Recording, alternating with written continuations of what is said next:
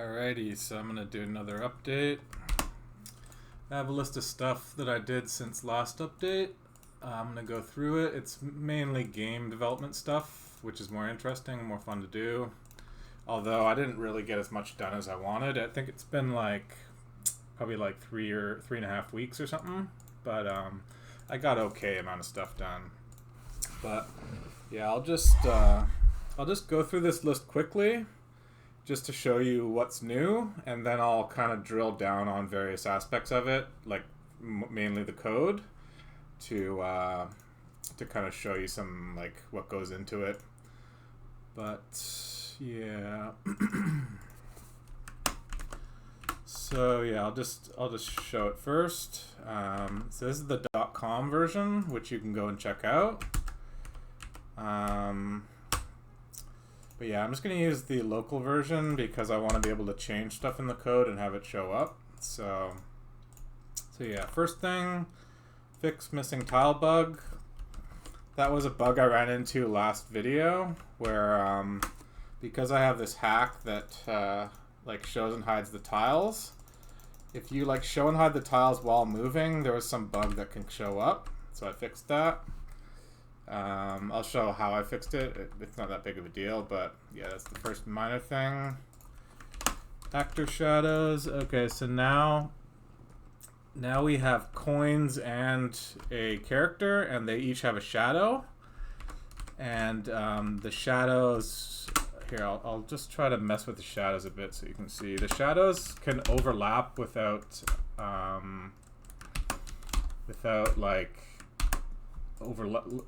they can overlap without the alphas combining. So here in the coin class, I'll say it has a really large shadow.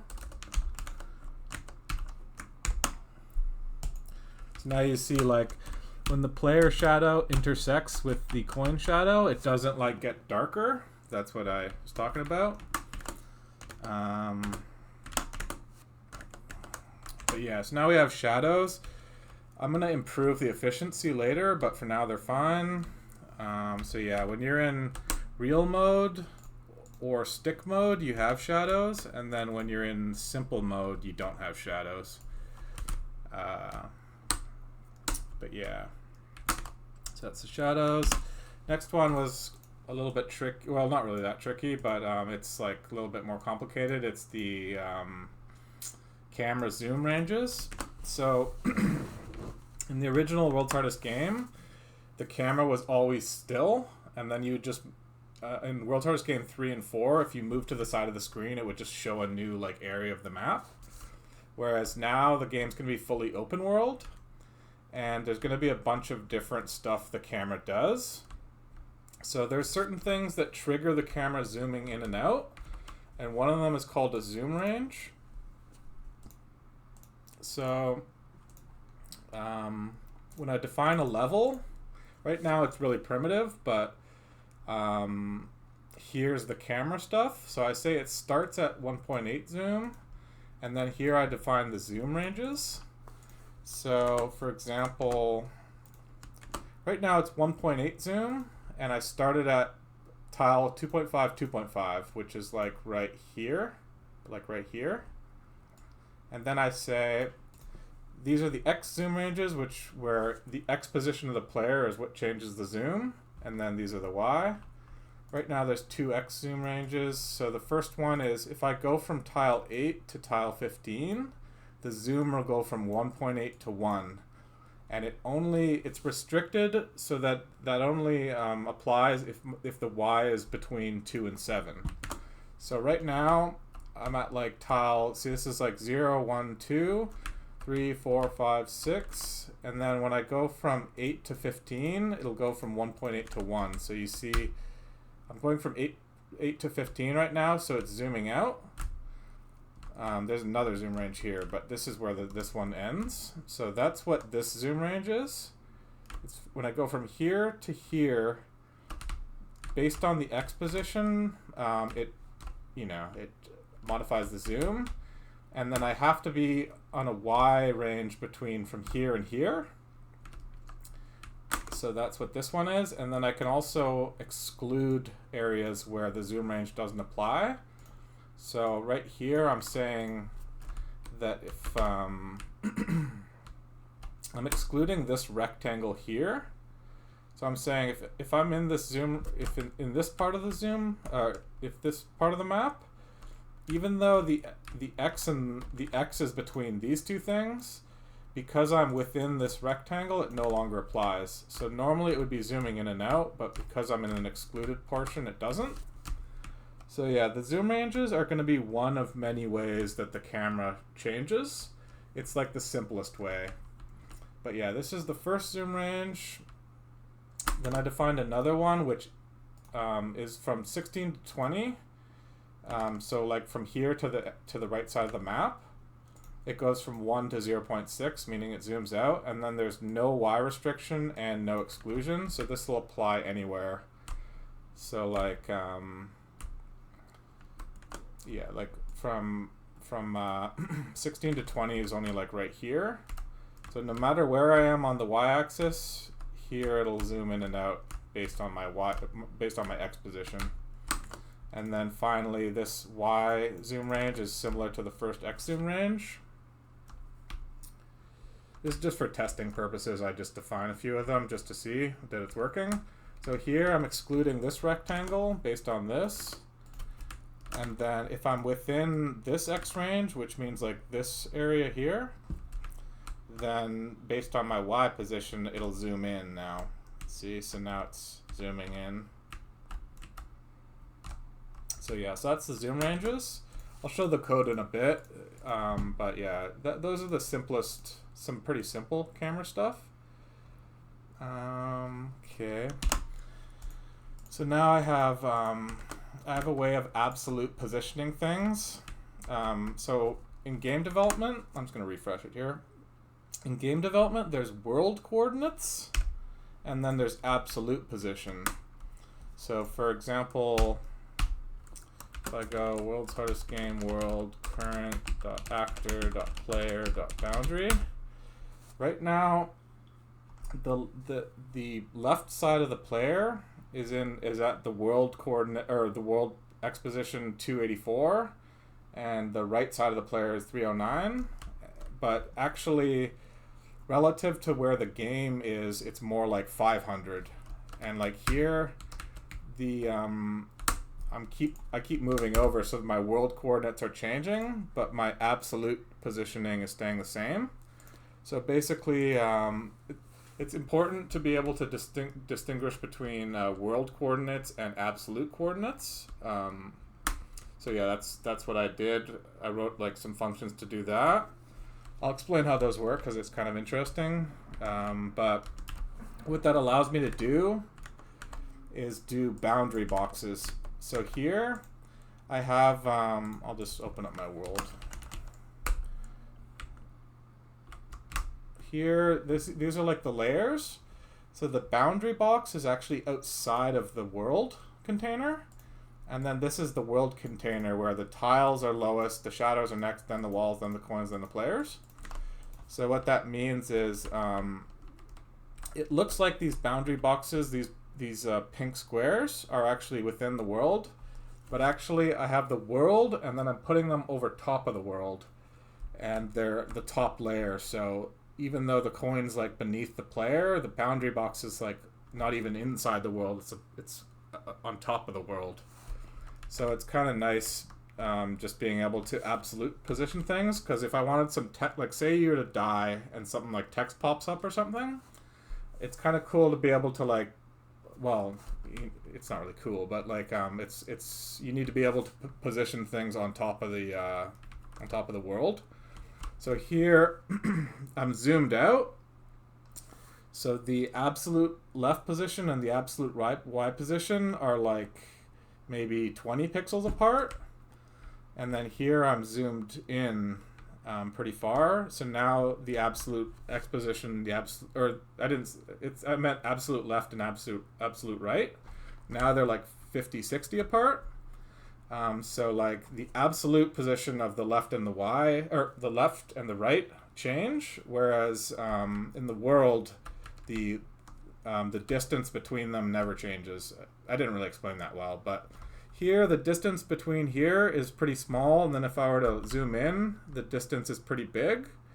But in world coordinates, the size of the player isn't actually changing, so it's the same. So basically, you have to be able to have like a comprehensive system for dealing with, coordinates, I guess. That's what that was. But yeah, it's kind of nice having that working now. Hit detection. Oh yeah, that's pretty important actually. So that was the main thing I did. I'll show the code for it, but basically I'll just give you a quick look right now. Like right now, the player, when you move, it has a special move function because there's certain aspects of the player movement which is special to other actors. But here, basically, I'm determining which direction you're trying to move. Then I'm doing a thing called carving. Carving is where you're like moving down and only down, and then you hit a wall, and then you carve around the wall like that. Or if I'm moving up, I carve around the wall. It's something that I had in World's Hardest Game 3 and 4, so that like your player doesn't get like hung up on the edge of a wall. You can kind of just move around things. So the carving was a big job. Yeah, and like, say for example, let me zoom in more actually. Like say right here, right now the left of the player is 700 and the bottom of the player is 287.54000. And then when I carve, it carves exactly the right amount so that now the bottom of the player is pressed up exactly against this tile. So basically, I have like pixel perfect hit detection and carving. And the cool thing about the carving, is that normally the player moves at 2.5, but then when I'm carving, I go slower. Because carving is like indirect movement where the player is not actually trying to move that direction. I'm just assuming that they want to. So I kind of think it's cool to have it slower. But this is what it would look like if it were super slow. So this is now like carving ultra slow. So like you get an idea. But I think it makes sense to have it something like this, where it's like 40% the speed of the normal movement. Because if you really want to move the full speed, I can press down and then right. But it's kind of like I'm guessing where you want to move. Like I'm guessing that you want to move up and right here. So when I'm guessing where you want to move, I think it makes sense to move you slower. And then when you're actually trying to move that direction, you move quicker. Yeah, and I also have pixel perfect hit detection, which I'll explain with the code. But basically in JavaScript, let me see if I can show. Yeah, in JavaScript, in most programming languages, the math, it's a misconception that the math is accurate. The math has little quirks where it can be like really weird sometimes. So when I hit a wall and I want to press exactly against the wall, there's a special way to do it where it's exactly correct, as opposed to something like this, where in certain cases you might like be clipped slightly inside the wall. But yeah, right now I have really good, oops, I pressed back. Right now, the good thing is when I press back and forward, I don't lose my progress. That's because this is a single page application. But anyway, yeah, I have really good solid foundations for my game engine in terms of hit detection right now, which I'll go into. But yeah, and I could also collect coins, obviously. So that's that. Cleanup ticker, yeah. Trying to think if I want to even explain that. Yeah, I don't even think I'll bother explaining that, but my tick class, my ticker, I just cleaned it up because it was kind of ugly before. Now I have delta time, which has a small cap, a medium cap, and no cap. And I guess one of the reasons I cleaned up the ticker was to do a frames per second panel, debug panel. So that's what you can see here. So the window is capped at the refresh rate of the monitor, which is usually 60, although on gaming monitors it could be higher, and on certain monitors it's lower, I think. But the actual application is this is what the frames per second when it's not capped. So like when I'm moving, it's running at like 3,000 frames per second, and then as I zoom out and move at the same time, you could see it like slows down a bit, just slightly. But if I were to like change theme, that's when it really slows down, because see, now when I change theme, it's almost lagging. See, it's almost below 60. But basically the web, this is a canvas right here. Canvas is pretty efficient and it has good performance, whereas this part is native web. Anything that's native web is shitty performance. So that's why, because there's so much native web stuff changing right here, the frames per second just plummets. But yeah, when you're playing the game, the actual game's going to be full screen, and there's not going to be there's only going to be native web stuff for the text.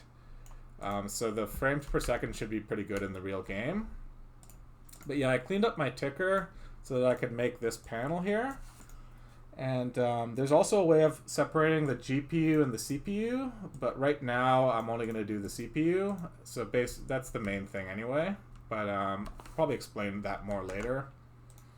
But yeah, now I have overlays. So I have a canvas application with native web overlaid on top of it.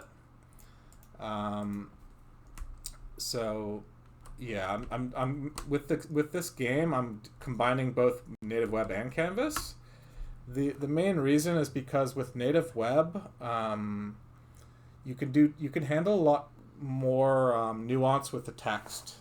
So like this right here is two different fonts, but they share the same baseline, and I can like fine tune the letter spacing and stuff in a really good way. And there's just like a lot of there's a lot of text related stuff where you have a huge advantage doing native web than with canvas. So that's why I'm overlaying native web on top of canvas, and also I can like copy it and stuff. And when I select it, it has the same like selection highlight. But yeah, anyway, the overlay is pretty. Just getting it like the basics up and running is a little bit tricky, so I'm glad I got that done. The coins I already showed. You can just collect them. Right now I just define them here like this, but in the future I'm going to have like a web or like a level editor. And then recent movement override is kind of nice. I wonder if I could show with my... I'm going to try something here, but I don't know. I think it's not necessary, but the recent movement override is basically I take a timestamp of when you pressed left and when you pressed right, and if one is more recent than the other, then that one takes precedent. So basically here I'm going to start moving left and then press right at the same time, and since the right is more recent, the right kind of takes precedent, whereas if I press right first and then left, the left takes precedent. So so it means that when you're like really going fast and like pressing the keys really like aggressively, it should always go the way you most recently told it to go. Whereas if you did like a simple if-else, like if move right, else, if key down is move left, else if key down is move right, then left would always come ahead of right. But yeah, this is just a more complicated system where I can like, I can have really specific movement, basically. I'm going to try to stop saying basically so much, but it's tough for me. When I make these videos, there's a lot of stuff I'm trying to simplify when I explain it. So I always have the tendency to say basically over and over again. But anyway, the final thing, this one, it looks shitty now, but it'll be cool later. I added a trophies thing. So by default, you have no trophies obtained. And I just added some placeholder trophies. Let's see here. So like collect 5 coins. If I go to the coin class, right now it's super primitive, but if I've currently collected 5 coins, I'll obtain the collect 5 coin trophy, and then if 10, then 10 coin trophy. And all it is I define like an asset, like a movie file or something, or a GIF or something like that. And then when you accomplish a certain thing, for example, collecting 5 coins, you get like a pop-up which says the name of the trophy, a description, has a little X there, and then if I were to click that pop-up, it'll take me to the trophies page. And yeah, there I just did some really, really silly, like crappy AI generated stuff for now. But basically the idea is that normally with I think they call them normally achievements, but with achievements or trophies, part of the fun is that like you get the challenge of achieving it, and then part of it is like the bragging rights or whatever. But in this game, you're gonna want to like get a whole bunch of trophies, so that when you go to the trophies page, because the game is made up of all like pretty real women. Right now it's just me, but in the real game, I'm gonna have like a bunch of like models that I've hired wearing costumes and stuff. So when you get like the first 5 coin trophy, I'll have like an actual model like doing something coin related, like putting money into a piggy bank or something like that. And then it'll be like something cute and fun that she's doing in like a short video format, or like a short kind of like a GIF format, like this kind of, where basically part of the fun is that you'll say you have like 50 trophies. They're going to be like smaller than this, but it'll be kind of cool just seeing like, seeing all the pretty women like all together, like, and each one of them represents something that you did in the game. But yeah, it's hard to explain right now, but it'll be like, it'll be cool, basically. I don't know. I'm not going to try to explain it even further right now, but you can you have an incentive to collect a lot of trophies, because you can the trophies page in and of itself will be cool. But anyway, normally it'll save the trophies in a database like for your user, whereas right now I just have like a temporary user that gets deleted each time. But yeah, so now,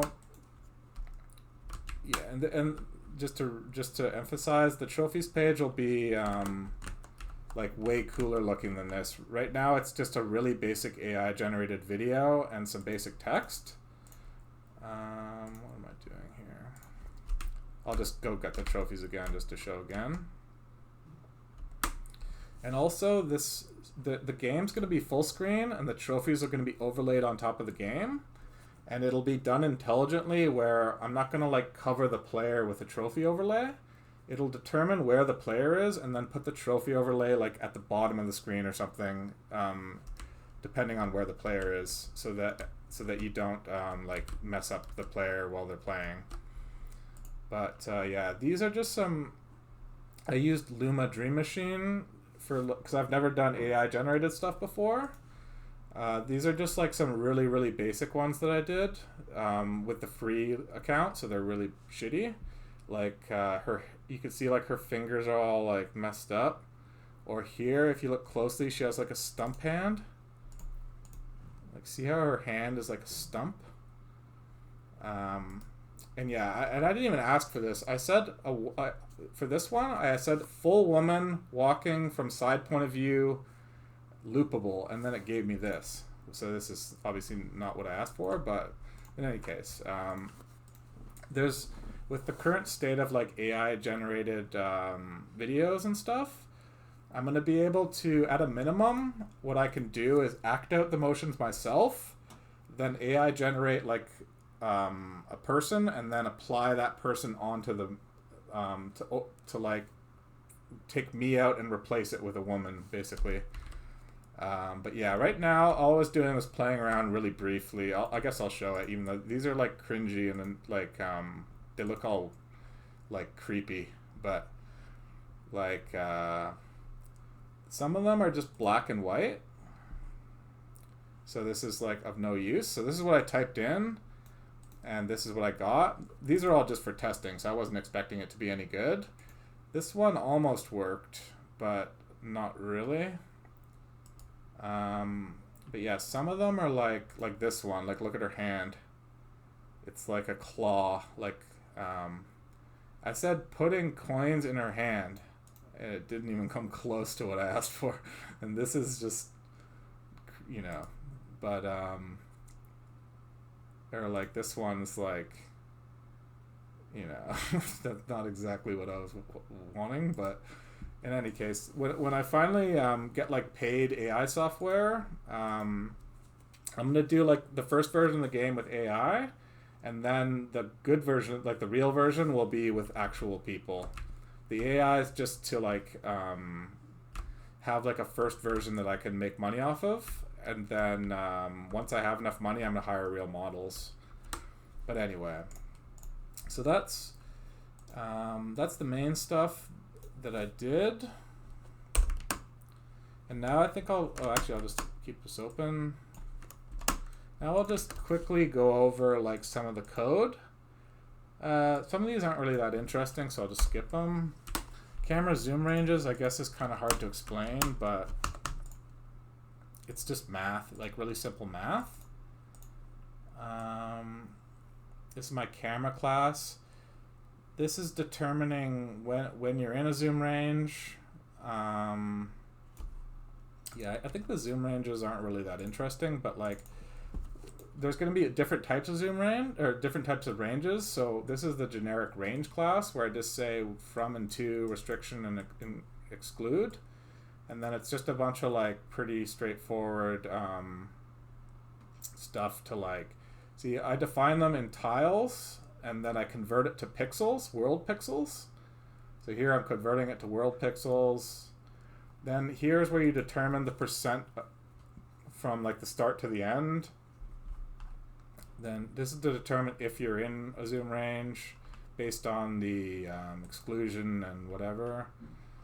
And then this is to determine if two zoom ranges are the same thing. And then this is figuring out if when you exited a zoom range, if you exited on the to side or the from side. But yeah, these are just some getter functions. And then this is specific to the actual zoom range, is actually not really a whole lot here. This is just to determine what the zoom is going to be ultimately, depending on where you are, what percentage through you are. But yeah, that part. And then the thing is, when you change zoom, I have to track what's currently visible on camera. So for example, right here,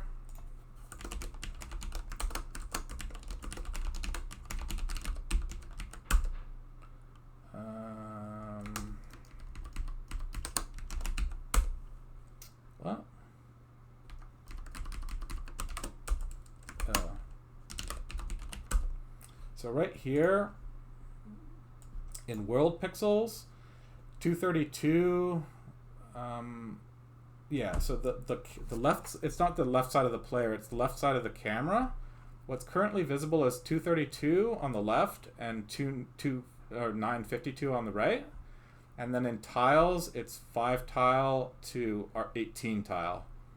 So the main thing about the zooming is I have to calculate what's currently visible. So for example, there's update position, then there's update visible. But yeah, they both relate to zoom, but I don't really want to go into too much detail, but when I calculate what's currently visible, I have to now factor in the zoom so that I know, you know, that obviously that affects what's visible. So that's part of the annoyance of doing zoom, is you have to like, it complicates all the calculations. The update position is for when I'm at the edge of a map. I have to determine like whether or not to kind of stop moving the camera. So depending on where the zoom is, I'd have to stop moving the camera sooner, and then if it's zoomed in really close, then I stop moving the camera like later. So the zoom affects that and also what's visible. And then based on what's visible, I show and hide tiles so that only the minimum amount of tiles are showing and hiding. And right now with coins, it'll just always show all coins, but in the future there's more complicated stuff I'm gonna have to do, where basically, I keep saying basically, but you cut up the level into chunks, and then if that chunk is visible, then everything within that chunk is like all the actors within that chunk are visible. So if there's a bunch of enemies and coins in one chunk, it'll only draw and update them if the chunk is visible. Whereas right now, I'm only really concerned with individual tiles, not actual chunks of the map. But anyway, but yeah, the other thing is, the really handy thing is like, when you know what's visible, like this, in the world, and then you want to overlay something on top of the world, like this boundary box here, the math is actually really straightforward. Let me see if I can find that. Overlay, I guess maybe it's in the world class. Yeah, to absolute. So convert a certain XY point or rectangle from world pixel to absolute pixels. So once you know what's visible, for example, here I know from 25 to 745 is visible. Then I know where the player is also. So I could say, so I know from 25 to 745 world pixel is visible, and I know the player is at 487. So based on this information, I just calculate the percentage 487 is between 25 and 745, and then that tells me where the absolute position of the X thing is. So that's what this is here. And then I can do it with rectangles, points, or just an X and Y. But yeah, the tracking what's visible on the camera is really handy for stuff like that. But yeah, I'm happy I have that system in now. I think I'll go in with the boundaries. So what I do first, this one will be a little bit tricky to explain, but the player has its own special, so like normal actors have a general update loop, or like I guess characters. So normally you determine where they're trying to move and then move them. Then you determine, based on if they're moving or not, what state they're in, which is walking or standing right now. Then based on where they move, which direction they're moving in. Then once you know the state and if they're moving, you know which and the direction, then you know, so it's like up or down. That affects the animation because it's two different animations for up and down. And then flipping is based on the moving and the direction. And then once you know all this stuff, like the animation frame, the state, whatever, then you can update the texture and then you reset everything. So normally with moving, all you do is check for a character, check where they're trying to move.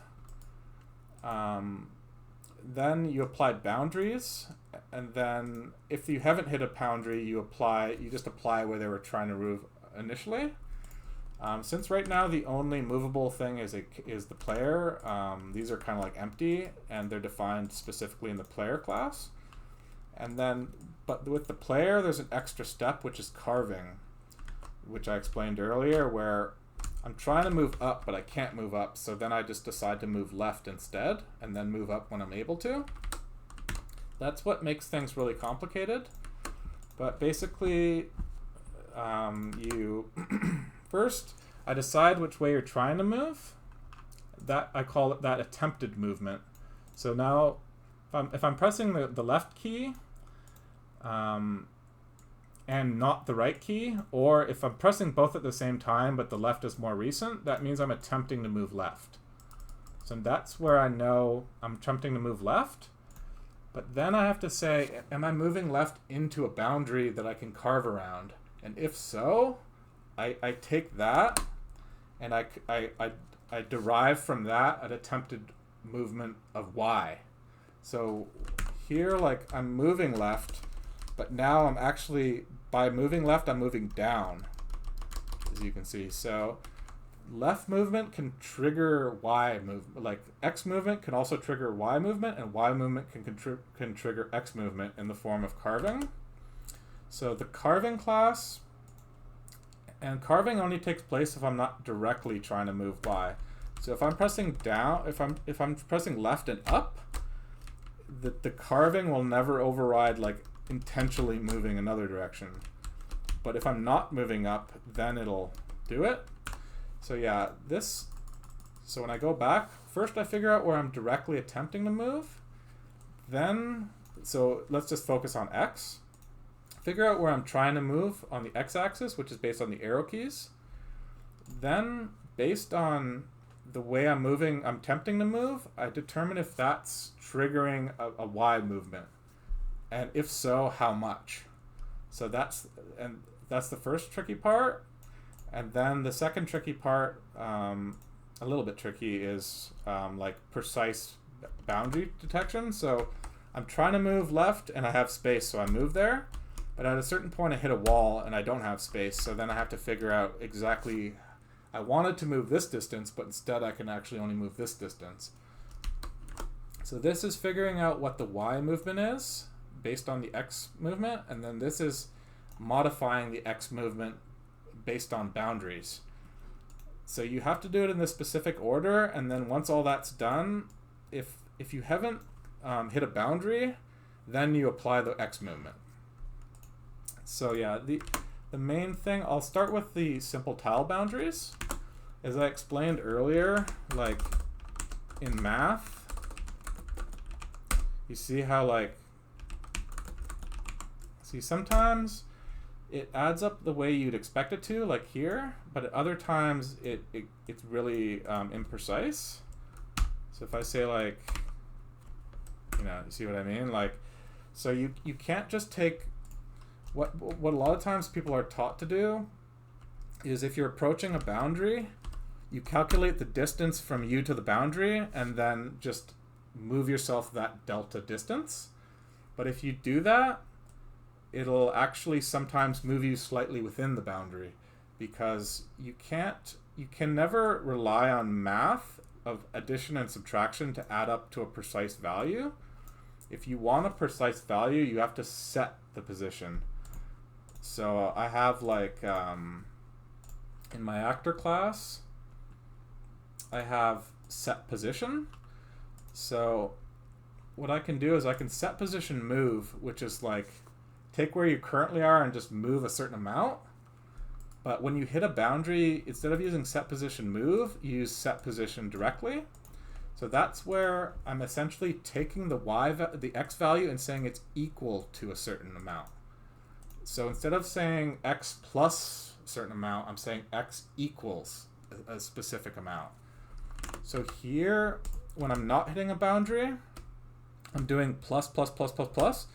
And then when I hit a boundary, I'm saying equal. So in order to determine if you're hitting a boundary,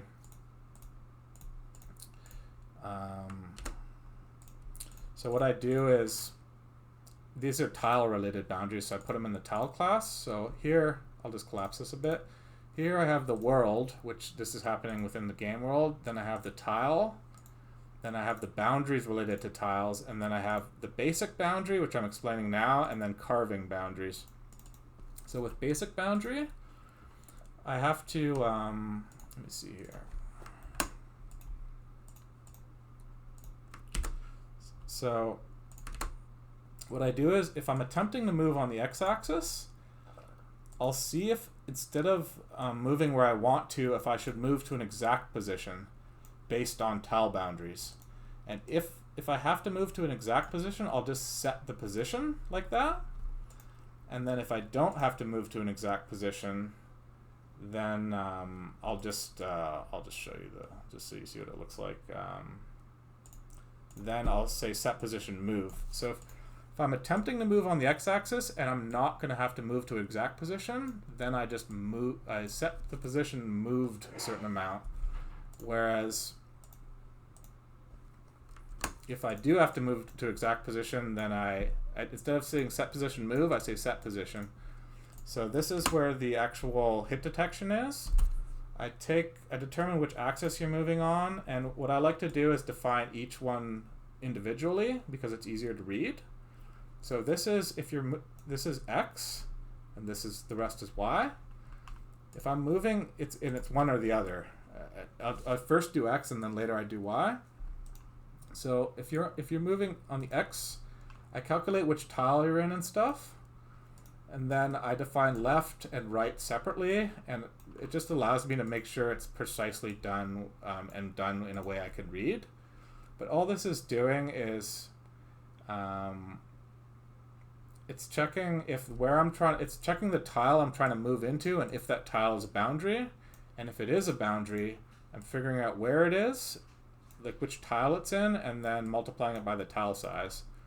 So yeah, this is pretty straightforward, but doing it the right way can be kind of tricky if you haven't done it before. And even for me, having coded for a long time, it's hard to have like an update loop like this that really isn't confusing and that works properly and that you can like expand on, because in the future there's going to be like other types of boundaries, and you could be on a moving platform and you could be on ice and whatever.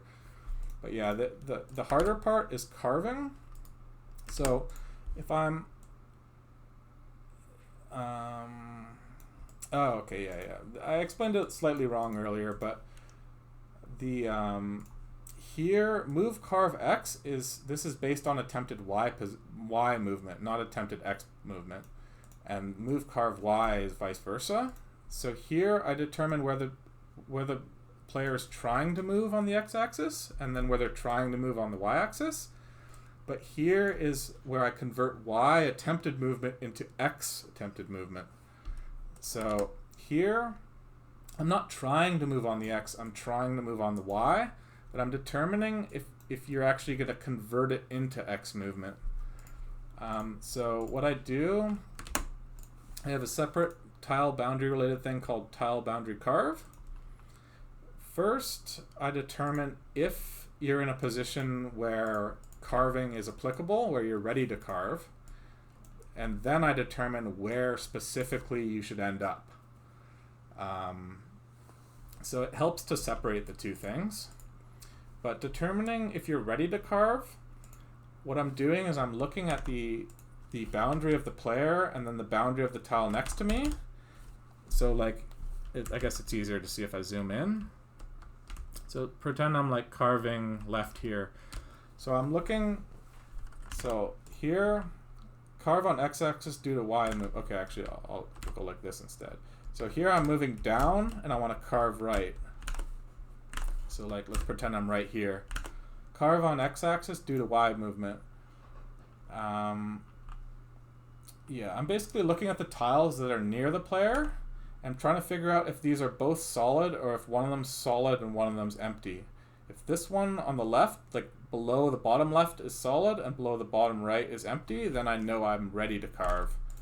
So yeah, that I define them each individually and then painstakingly go through and make sure it's like exactly correct for each direction. So I can move left and carve up and down and right or whatever.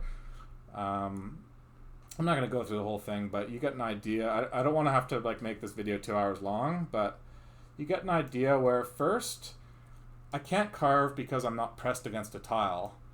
Then I can carve left because the left of the player is hanging off a tile and tile above top left is, you know, yeah, that's the clearest way I can comment it without going overboard. But I'm just checking if a certain tile is empty, and if so, I know that it's carvable in a particular direction. But anyway, this is determining if I'm ready to carve, and this is if I am ready to carve, where to carve to. So this one's actually a little bit simpler, but part of the thing is I want to carve exactly around. So here I'm moving, like, if I look at the boundary of the player, see how the boundary, the right bound, or sorry, let's say the left boundary has like a bunch of decimal places. Now it'll still have a bunch of decimal places because I'm not like pressed up against the tile yet. But once I carve around, so now it'll still have a bunch of decimal places, right? I'm almost ready to carve around. It's 149.99. And then once I actually fully get around, I'm moving to an exact position of 150. So yeah, it's a little bit tricky to you carve like an imprecise amount until you get to the corner, and then once you get to the corner, you have to go at exact position. But yeah, this is determining if I'm ready to carve, and it'll tell me the direction the player is ready to carve in. So this one returns just a direction. Sorry, I have like some these are the directions. So these are the only relevant ones here: left, right, up, down. So first I determine which direction I'm ready to carve in, and then where to carve to. But anyway, that's a whole big thing. That's a whole big can of worms. Yeah. Yeah, I'll just quickly show the overlay. Like, it probably seems, like having this overlay is like no big deal. It's like real quick. But actually, there's quite a lot that goes into the overlay class. So like here, when the app is first loading, I'm overlaying some text that says loading there. There's initial text that's for the whole site, and then there's another overlay for the game. Then I'm removing that text when the game is loaded. Then I'm attaching a bunch of HTML on top of the thing. Then I'm tracking which HTML, like, to track which is which. Yeah, this is the easy part. And then, like, for the development, these are called development overlays. Development overlay gets a little bit trickier, but you have to track, like, this is the main, this is the title, and this is the content. And then you have to update it, and then showing and hiding is for like this. Then whenever I show it and hide it, I'm not actually hiding it, I'm removing the HTML. And then when I show it, I'm adding the HTML back, which is more efficient.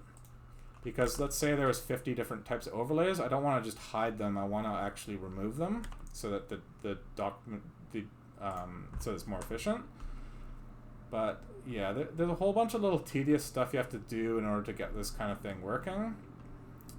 And then for a specific overlay like frames per second, I'm using a bunch of my string classes and formatting classes that I wrote to have it like line up the text properly and format it and stuff. But anyway, what I'm gonna do next, I'm gonna do a bunch of like random cleanup. But what I'm going to do next is better coins, basic enemies, and then the one I'm looking forward to is minimap. So this part will be an overlay, HTML overlay, but in the bottom corner is going to be a minimap where you can see the whole, it's kind of like an RTS game where you can just kind of like see a preview of what the rest of the map looks like.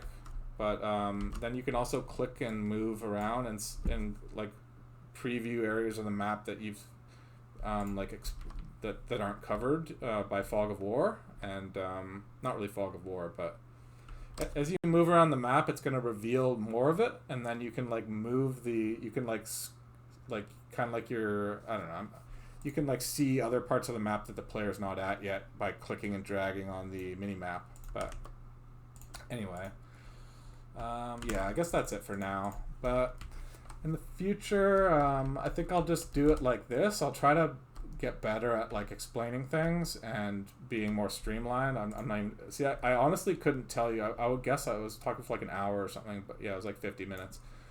But in the future, I'm gonna try to keep it more like 30-ish minutes, and then the first 5 or 10 will just be showing the new stuff I did, and then the next like 30 or 40 or whatever will be explaining like a little bit more in depth on how what I had to do to get it to work. But yeah, for now I'm fine just like rambling on. You know, like it's not like that big of a deal. I if there's even a single person who watches this, that's good enough for me. But it's kind of nice just being able to. Oh, that's a bug. Oh, that's not good. Yeah, see, it's supposed to flip the. I was changing this earlier and I messed it up. But when it's going up and down, it's supposed to do the left leg and then flip it so that it then does the right leg. But I must have messed up the flip code, so now I'm gonna have to go fix the flip. Walk up, down. Yeah, anyway. I'll just go out of that mode. But, yeah, I think eventually the game's going to be like more complicated and there's going to be a lot of cool stuff going, so the development vlogs will be more interesting. But for now, I'm just kind of getting the ball rolling. This isn't meant to be like groundbreaking. I'm just getting the ball rolling right now. But yeah, anyway, so if you want to play this, don't type in this. This is the local version. Go to this, fairmaidengames.com/WHD/play, or just type in fairmaidengames.com and then press WHD and then press play. So anyway, probably do another video in like a couple weeks or like 2 to 4 weeks or something like that. I enjoy doing these because I'm expecting the development to take a long time, so it's good to have some like people know what I'm doing. Like, I don't want to just be totally like MIA and then all of a sudden the game comes out. I'd rather like have people see the progress of it and stuff. But anyway, see you again in a few weeks.